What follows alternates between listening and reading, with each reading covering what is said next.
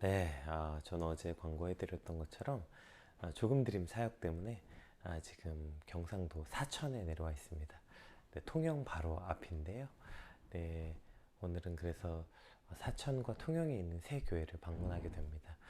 조금드림 위해서도 여러분 함께 기도해 주시고 오늘 그 사역 때문에 녹화로 피우다 진행된다는 점 양해 부탁드리겠습니다. 우리 기도하심으로 오늘 피우다 시작하겠습니다. 하나님 감사합니다. 우리에게 주의 말씀을 묵상할 수 있도록 인도하시고 어떤 순간에도 주의 말씀을 묵상하는 일을 주님 포기하지 않게 하시니 감사합니다. 오늘 특별히 야곱의 인생의 마지막을 통하여서 인생의 끝이 어떠해야 하는지, 우리는 어떠한 인생을 살기 위해서 오늘을 살고 있는지 주님 그렇게 돌아보고 살펴보는 시간들이 되게 하여 주시옵소서. 감사합니다. 예수님 이름으로 기도드립니다. 아멘. 네, 오늘 저희가 함께 살펴볼 말씀은요.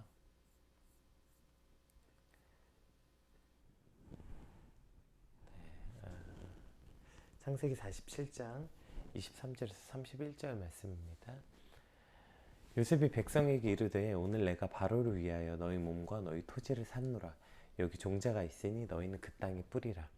추수의 5분의 1을 바로에게 상납하고 5분의 4는 너희가 가져가서 토지의 종자로도 삼고 너희 양식으로도 삼고 너희 가족과 어린아이의 양식으로도 삼으라. 그들이 이르되 주께서 우리를 살리셨사오니 우리가 주께 은혜를 입고 바로의 종이 되겠나이다. 요셉이 애굽 토지법을 세우매 그 5분의 1이 바로에게 상납되나 제사장의 토지는 바로의 소유가 되지 아니하여 오늘날까지 이르니라. 이스라엘 족속이 애굽 고센 땅에 거주하며 거기서 생업을 얻어 생육하고 번성하였더라. 야곱이 애굽 땅에서 17년을 거주하였으니 그의 나이가 147세라. 이스라엘이 죽을 날이 가까우매 그의 아들 요셉이 불러 그에게 이르되 이제 내가 내게 은혜를 입었거든 청하노니 내 손을 내 허벅지 아래에 넣고 인애와 성실함으로 내게 행하여 애굽에 나를 장사하지 아니하도록 하라. 내가 조상들과 함께 눕거든 너는 나를 애굽에서 메어다가 조상의 묘지에 장사하라. 요셉이 이르되 내가 아버지의 말씀대로 행하리이다. 야곱이 또 이르되 내게 맹세하라 하매 그가 맹세하니 이스라엘이 침상머리에서 하나님께 경배하니라. 아멘.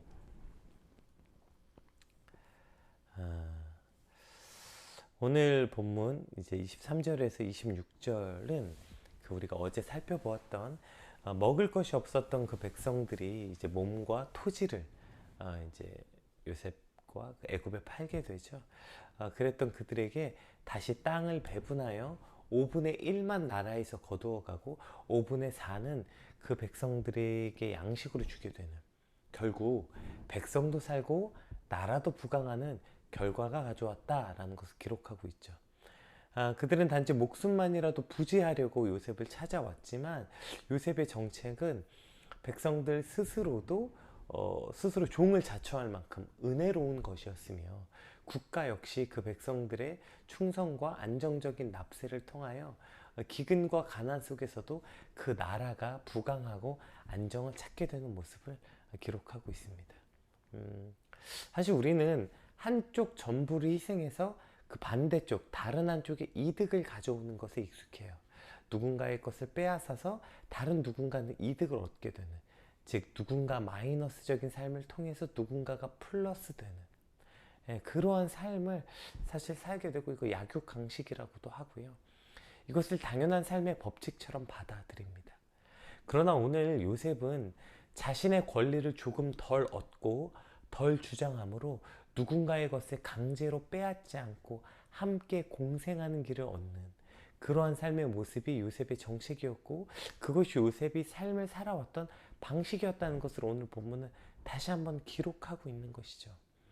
그러니까 누군가의 것을 빼앗아서, 그 사람의 전부를 빼앗아서 누군가의 인생을 약간 손해나고 짓밟아서 다른 누군가가 잘 먹고 잘 살게 되는 삶이 아니라, 즉 우리가 흔히 누군가의 피눈물 위에 누군가의 행복이 세워지는 것이 아니라 누군가 자신에게는 마땅히 얻어야 될 것을 조금 덜 주장하고 그로 인해서 누군가의 것을 빼앗지 않고 함께 공생하는 삶, 공생하는 정책, 이것을 내는 게 요셉의 정책이었다는 것이죠.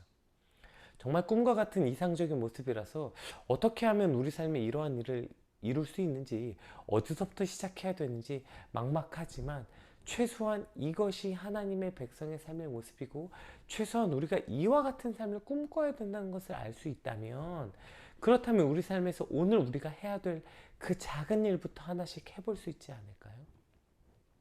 남의 것을 빼앗고 내 것을 어떻게든 더 채우려는, 남들이 어떻게 되는 아랑곳하지 않고 그저 내가 배부르고 내 것을 잘 살게 된다면, 뭐 남의 것은 빼앗기던 것이 뭐 당연한 법칙이지 라고 여기지 않고, 내가 내 것을 조금 덜 갖더라도 그의 것을 강제로 빼앗지 않고 함께 살 수 있는 방법이 있다면, 그렇다면 그것을 기꺼이 선택하는 삶, 나만 잘 되고 내가 어떻게 더 가질까만 고민하는 삶이 아니라 함께 잘 되고 함께 잘 살 수 있는 길을 먼저 모색하는 것, 그것이 오늘 저와 여러분이 기꺼이 선택해야 되는 삶의 방식이고, 그것이 하나님의 백성들의 삶의 방식이라는 것입니다. 오늘 요셉이 그 추구했던 삶의 방식, 함께 잘 살 수 있는 것, 꼭 반드시 내가 잘 살려면 누군가의 것을 꼭 빼앗아야 되고, 내가 기쁘고 웃으려면 누군가의 눈물 위에 그 행복과 기쁨을 세우는 것이 아니라 함께 잘 살 수 있는 것, 그것이 때론 내가 기꺼이 주장해야 될 것을 덜 주장하고 내가 기꺼이 받아야 될 것을 덜 받더라도 함께 사는 것을 먼저 모색한 것, 그것이 오늘 저와 여러분의 하루의 삶이 되시길 주님으로 축복합니다. 그리고 이제 28절부터는 참 우여곡절 많았던 야곱의 마지막 모습을 기록하고 있는데요. 이제 족장 시대 하면 아브라함, 이삭, 야곱, 그리고 요셉까지 이 기록된 시대를 족장 시대라고 하는데, 이 인물 중에서 사실 야곱만큼 흠도 많고 사건, 사고도 많은 사람은 없었잖아요. 그런데도 참 놀랍게도 이 야곱의 마지막은 너무나도 아름답고 귀한 모습으로 그가 인생의 마지막을 맞이하는 것을 보게 됩니다. 우리가 성경에 잘 아는 다윗도 솔로몬도 그들이 젊은 날에 어떻게 하나님 앞에 정말 잘 살았어요. 정말 그들의 믿음은 정말 본받을 만한 것이었죠. 그러나 그들의 말년이 얼마나 초라했는지 다윗의 말년도 그러하고 솔로몬의 말년도 그러했죠. 그러나 그와 반대로 참 우여곡절 많은 실수와 욕심과 계산적인 삶을 살았지만, 야곱은 그 마지막은 믿음의 모습으로, 믿음의 조상으로 그가 마무리하고 있다는 것은 참 큰 축복인 것 같아요. 결국 야곱은 사건 사고도 많았고, 사실 그 인생 전체를 돌아본다면 그렇게 본받을 만한 게 많이 없는 인생일지도 모르겠지만, 그러나 그 끝이 믿음의 조상의 모습으로 끝을 맞이했던 것, 결국 그는 그 모든 일련의 과정을 통해서 성숙한 그리스도인의 삶으로 그 인생이 마무리되게 됐다는 것을 보게 되는 것이죠. 오늘 저와 여러분의 인생도 이와 같길 소망합니다. 나도 왕년에 교회 열심히 다녔지. 나도 왕년에 정말 그렇게 열심히 해봤지. 나도 너처럼 그렇게 교회에 미쳐서 진짜 살아본 적 있어. 나도 왕년에 성경 좀 읽었지. 옛날 옛적 이야기하면서 지금은 하나님과 멀어져 있는 삶을 사는 것이 아니라, 실수와 실패를 경험했지만 젊은 날엔 그렇게 못 살았지라도 오늘 하루 한 걸음 더 주님과 가까이 나아가는 삶, 옛날에 어떻게 살았든지 간에 뒤로 가면 갈수록 하나님과 멀어진 삶이 아니라, 뒤로 가면 갈수록 하나님과 한 발이라도 더 가깝게 나아가는 삶, 그것이 오늘 저와 여러분의 삶이 되길 소망합니다. 특별히 오늘 야곱의 마지막을 통해서 그가 믿음의 조상으로서 마지막으로 그 아들 요셉에게 어떠한 것을 물려주고 있는가, 그 야곱의 믿음의 모습을 한번 살펴보겠습니다. 우리 28절에서 30절 말씀 한번 살펴보겠습니다. 야곱이 애굽 땅에 17년을 거주하였으니 그의 나이가 147세라. 이스라엘이 죽을 날이 가까움에 그의 아들 요셉을 불러 그에게 이르되, 이제 내가 내게 은혜를 입었거든. 청하노니 내 손을 내 허벅지 아래에 놓고 인애와 성실함으로 내게 행하여 애굽의 나를 장사하지 아니하도록 하라. 내가 조상들과 함께 눕거든. 너는 나를 애굽에서 메어다가 조상의 묘지에 장사하라. 요셉이 이르되, 내가 아버지의 말씀대로 행하리이다. 아멘. 오늘 야곱은 자신이 죽을 날이 가까이 옴을 느끼고 이제 요셉을 부릅니다. 특별히 30절에 보면 내가 눕거든, 그리고 장사하라 라는 이 단어가 마치 운율을 마치듯이 와우 계속법으로 표기되어 있는데요. 이것을 통해서 운일감과 함께 경쾌한 느낌까지 갖게 합니다. 이것은 야곱이 자신의 죽음에 관한 어떠한 태도를 보여주고 있는가를 느낄 수 있게 하죠. 죽음을 비통하고 두려워하고 있는 것이 아니라 그가 조상들이 걸어간 길을 그냥 그대로 걸어간 것 뿐이라는, 죽음이 끝이 아니라는 야곱의 믿음을 보여주게 되는 것입니다. 제가 오늘 이러한 야곱의 모습, 자신의 죽음을 마치 어떤 경쾌한 운율에 맞추듯이 나 그렇게 이제 조상들 곁에 누우러 가는 거야 라는 이러한 모습을 통해서 저희 할머니를 생각나게 했어요. 저희 할머니 장례식장이 생각났는데요. 근데 저희 할머니가 돌아가시기 전에 늘 이런 말씀을 하셨어요. 나 죽으면 장례식장에 장송곡 틀지 말고 기쁜 찬양 CCM 틀어놔라. 내가 천국 들어가는 기쁜 날인데 얼마나 기쁜 날이냐. 그리고 칙칙하게 흰색 국화꽃 이런 거 하지 말고 빨간 장미꽃, 노란 장미꽃, 그렇게 화려한 꽃들로 장식해달라. 이렇게 할머니께서 말씀하셨어요. 그래서 실제로 저희 할머니 장례식장에는요, 멈출 수 없네 이런 찬양이 흘러나왔고요. 꽃들도 흰색 국화가 아니라 여러 가지 형형색색의 아름다운 꽃으로 장식해 놨어요. 그래서 나중에 그 지역 신문에서 나와서 막 사진도 찍어가고 장례식장에서 사진도 찍어가고 했던 기억이 나요. 아, 믿음의 사람의 죽음은 이런 것이어야 하는구나, 할머니를 통해서 배울 수 있게 되었어요. 어떤 이들은 열심히 신앙생활하고 열심히 믿음을 외치다가 정작 죽음 앞에 두려워 떨며 죽지 않기 위해 안간힘을 쓰는 모습으로 그 마지막을 기록되는 사람들도 종종 보게 됩니다. 오늘 야곱은 자신의 죽음에 관하여 자신이 죽은 후에 반드시 애굽이 아닌 조상들이 있는 가나안 땅에 묻어달라고 강력하게 지금 요셉에게 요구하고 약속하라고 말하고 있거든요. 이것은 지금 자신이 애굽 땅에 살고 있지만 이곳에 사는 삶이 외형적으로는 당연히 가나안 땅보다 훨씬 비옥하고 풍요롭고 대단한 나라가 애굽이었으니까요. 게다가 거기서 자신의 위치는 총리의 아버지였다고요. 그러니 그가 얼마나 대접받으면서 부유하고 화려한 삶을 살았겠어요. 그러나 그가 돌아가야 할 본향이 있다는 것을 지금 말해주고 있는 것입니다. 자신이 그것을 꿈꾸기도 하지만 자신의 자녀들에게도 자신의 죽음을 통하여 너희가 애굽에서 화려하고 잘 먹고 잘 사는 삶을 살고 있지만 우리의 소망은 이 땅이 아니라 돌아가야 될 본향이 있다. 이것을 지금 그 죽음을 통해서 알려주고 있는 거예요. 그렇기 때문에 내 죽음은 비통하고 비참한 것이 아니라 내 본향, 돌아가야 될 그곳이 있음을 알려주므로 그곳은 오히려 두려운 게 아니라 기쁨이 넘치는 땅이다. 이것을 보여주고 있는 것이죠. 야곱의 이와 같은 유언은 비단 요셉에게 뿐 아니라 수백 수천 세대를 건너뛴 오늘 이 말씀을 묵상하고 있는 저와 여러분에게도 동일하게 주고 있는 말씀이라는 것입니다. 오늘 우리가 애굽에서 살고 있잖아요. 오늘 우리도 화려하고 이런 애굽에서 살고 있어요. 그러나 이곳에서의 삶은 그저 나그네 같은 삶일 뿐이며 우리 역시 돌아가야 될 본향, 하늘나라가 있음을 기억하고 살아갈 때 우리는 죽음 앞에서 벌벌 떠는 삶이 아니라 이 땅에 또 미련이 가득한 삶이 아니라 주어진 하루에 충실히 건강하게 살다가 주님 부르시면 또 그렇게 기쁨으로 의연하게 그렇게 본향을 향해 돌아가는 삶이 될 수 있다는 것을 오늘 야곱은 말씀을 통해서 가르쳐주고 있는 것입니다.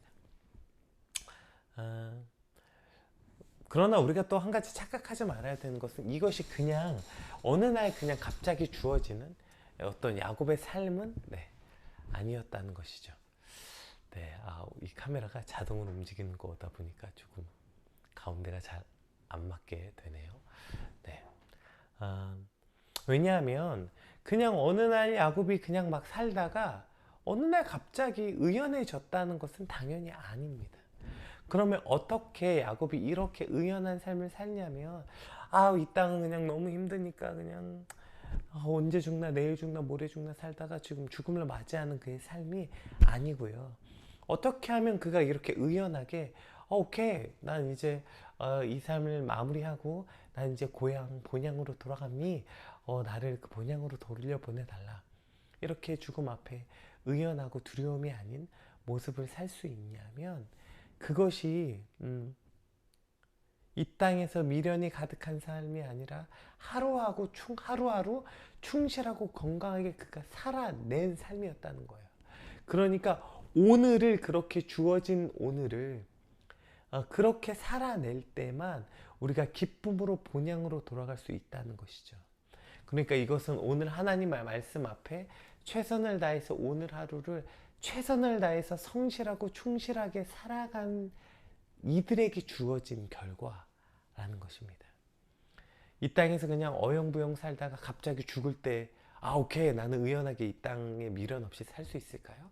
아니요, 오히려 미련이 한가득이겠죠. 오히려 이 땅에서 그렇게 살 걸, 저렇게 살 걸, 늘 후회가 가득하겠죠.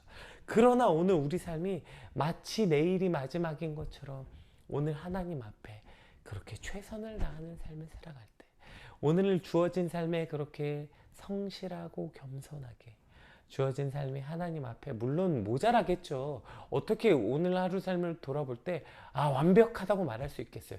그러나 최소한 내가 주의 말씀을 붙잡고 주의 말씀대로 살아가려고 발버둥치는 삶이었다, 이 정도만 돼도 우리는 그렇게 충분히 하나님 앞에 최선을 다한 삶이었고, 그렇게 최선을 다한 오늘을 살아낼 때 하나님이 부르실 때 주저없이 기쁜 마음으로 하늘나라에 갈 수 있게 되는 것입니다.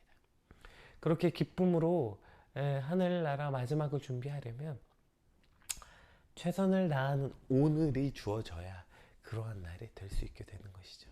그래서 오늘 저와 여러분의 오늘이 이렇게 하나님의 말씀 붙잡고 그렇게 최선을 다하는 삶을 살게 되시길 주님의 이름으로 축복합니다.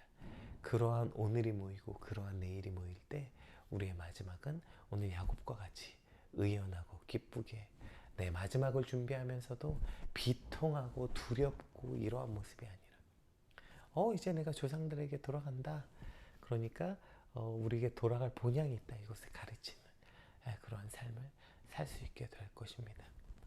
이것이 오늘을 살아내는, 오늘이 가능해야만 저러한 마지막이 올 수 있기에 오늘을 그렇게 잘 살아내는 오늘이 되길 소망합니다. 우리 특별히 31절 마지막 절 한번 읽어보겠습니다. 야곱이 또 이르되 내게 맹세하라 하매 그가 맹세하니 이스라엘이 침상머리에서 하나님께 경배하니라, 이렇게 되어 있어요. 이스라엘이 침상머리에서 경배하니라. 저는 이것이 참 오늘 본문에서 가장 인상 깊고 감동적인 어떠한 장면인 것 같아요. 오늘 침상머리에서 하나님께 경배하다의 침상머리에서라는 단어가 NIV 성경에는 그의 지팡이 머리를 기대어, 그러니까 그가 지팡이 머리에 기대었다, 이렇게 번역했거든요. 그리고 왜냐하면 이게 이제 히브리어의 자음이 같아요. 침상이란 말과 지팡이라는 단어가 자음이 같아요. 그래서 헬라어 번역본인 이 70인 역에서도 이것을 침상의 머리가 아니라 지팡이 머리로 번역했거든요. 어쨌든 저 단어가 침상 머리든 지팡이 머리로 번역하든 당시 야곱이 침상을 떠나기 어려울 정도로 쇠약하거나 지팡이에 기대지 않고든 거동하기 힘들 정도로 노쇠하였다는 것을 표현한 거예요. 그러니까 그가 침상에 기대었든지 지팡이에 기대었든지, 아니면 저 두 가지 견해를 모두 수용해서 당시 야곱은 침대 머리에 앉아 지팡이에 기대어 앉아 있다 라고 해석하기도 해요. 어쨌든 핵심은 노쇠했다는 것을 뜻하는 거예요. 스스로 거동하기가 불편할 만큼, 스스로 서 있지도 못할 만큼 지금 야곱이 노쇠해서 침상머리를 붙들고 있든지 지팡이에 기대어 있든지, 어쨌든 그렇게 노쇠한 야곱이 여전히 멈추지 않은 일이 있었는데 그것이 바로 하나님을 경배하는 일이었다는 것이죠. 그의 마지막은 노쇠해서 거동이 불편할지라도, 그렇게 기력이 없고 거동이 불편하면 사실 여러분 일상의 많은 부분들이 멈춰지잖아요. 우리가 당장 다리만 조금 아파도 일상의 대부분의 불편함 때문에 일상의 대부분의 지장을 얻잖아요. 그럼에도 그가 그렇게 기력이 없어서 거동이 불편함에도 그가 절대로 하나님을 경배하는 일은 멈추지 않았다는 것을 보여주는 것입니다. 이것이 야곱의 마지막 모습이라는 거죠. 여러분, 이것보다 더 아름다운 마지막 모습이 있을까요? 그의 마지막 모습이 침상의 머리에 기대어 노쇠해서 그의 몸은 노새에서 벌벌 떨지라도 하나님을 경배하는 것이 그의 마지막 모습의 기록이라는 것이 너무나도 아름다운 것 같아요. 여러분의 마지막 모습은 어떤 것을 꿈꾸십니까? 여러분의 마지막은 어떠했으면 좋겠습니까? 우리가 이번에 이태원 참사를 보면서 제가 참 마음이 아픈 것은 저들이 귀한 생명을 잃은 것도 너무나도 마음이 아프지만 그 귀한 생명의 마지막 모습이 그들이 할로윈 분장하느라고 코스튬해서 부모들이 와서 자기 자녀의 모습을 못 찾는 거예요. 막 얼굴에 분장했죠. 옷도 막 그런 거 입었죠. 귀신 분장하고 뭐 이상한 분장 하잖아요. 그 모습이 그들의 마지막 모습이었다는 것이 참 마음이 아팠어요. 여러분, 그들 중에 얼마나 많은 크리스천들이 있었겠어요. 하나님의 자녀들이 있었겠어요. 근데 그들이 자신의 모습이 그것이 마지막일 줄 알았겠습니까? 그들이 자신의 마지막이 그런 모습일 거라고 생각하지 못했을 거예요. 여러분, 그렇다면 오늘 우리의 마지막은 어떤 모습일까요? 여기에 아주 중요한 교훈이 있어요. 여러분, 야곱의 맨 마지막의 모습은 그가 노쇠했지만 하나님을 경외하는 모습으로 그 끝이 났어요. 그렇다면 오늘 우리는 어떠한 마지막 모습을 꿈꿉니까? 그것이 어떻게 그냥 오늘 우리의 삶을 그냥 저냥 막 살다가 그냥 오늘 우리의 삶을 우리 마음대로 개판처럼 살다가 갑자기 마지막에만 딱 돌아와서 하나님을 경배하는 마무리가 될 수 있겠어요? 여러분, 누구도 자신의 마지막이 저렇게 끝날 거라고는 생각하지 못한 순간에 마지막을 맞는 거 아닙니까? 그래서 그날이 도둑같이 임할 것이다 라고 성경에서 말하고 있는 것이죠. 또 성경에서 항상 기뻐하라, 쉬지 말고 기도하라, 범사에 감사하라, 이는 하나님의 뜻이라고 말씀하신 거죠. 왜요? 그날이 언제일지 우리는 알 수 없기 때문입니다. 그래서 우리의 마지막이 저렇게 하나님의 경배하는 모습으로 아름다운 마지막을 맞게 되려면 우리가 아까 방금 위에서 나누었던 것처럼 우리의 삶이 늘 매일매일 하나님을 경배하는 삶이어야 하고 매일매일이 늘 하나님을 경배하기를 꿈꾸는 삶을 추구할 때 우리의 마지막이 이와 같이 아름다운 마지막에 가까워질 것을 믿습니다. 그냥 갑자기 어느 날 뚝 그냥 막 살다가 이쯤 되면 이제 마지막이 아닐까? 이제부터 경배하는 삶을 살아야죠. 말도 안 되는 모습이죠. 여러분, 그것은 말도 안 되는 것입니다. 오늘이 하나님을 경배하지 않는데 어떻게 내일 하나님을 경배하는 삶을 살 수 있겠어요? 오늘 하나님을 경배하면 이러한 삶이 모이고 모아서 내일은 하나님을 더 경배하는 삶, 더 경배하는 삶, 그렇게 살다 보면 우리의 마지막이 하나님을 경배하는, 노새에서 힘이 없어서 지팡이를 딛지 않고 서지 못할지라도 하나님을 경배하는 일은 멈출 수 없는 그 아름다운 마지막이 저와 여러분의 마지막이 되길 주님으로 축복합니다. 오늘 야곱의 마지막 모습을 통해서 하나님의 백성의 아름다운 마지막 모습을 묵상하게 됩니다. 그리고 오늘 우리의 삶이 그와 같이, 야곱과 같이 아름다운 마지막을 꿈꾸기 위한 오늘이 되시길 주님의 이름으로 축복합니다. 우리 받은 말씀 놓고 함께 기도합시다. 하나님, 오늘을 어영부영 사는데 우리가 어떻게 기쁨으로 마지막을, 하나님 우리 부르실 때 미련 없이 의연하게 오케이, 나그네로서 이 땅 잘 살았다, 저 이제 하나님께 갑니다, 기쁨으로 마라나타 하며 주님께 갈 수 있겠습니까? 또 오늘을 개판으로 사는데 어떻게 그 마지막이 하나님을 경배하는 삶이 되겠습니까? 하나님, 우리가 아름다운 마지막을 꿈꾸려면 오늘 주어진 하루를 잘 살아야 됩니다. 그렇기에 우리가 아름다운 마지막을 위해 오늘을 잘 살아내게 하여 주시옵소서. 우리가 이렇게 받은 말씀 놓고 함께 기도하겠습니다. 기도합시다.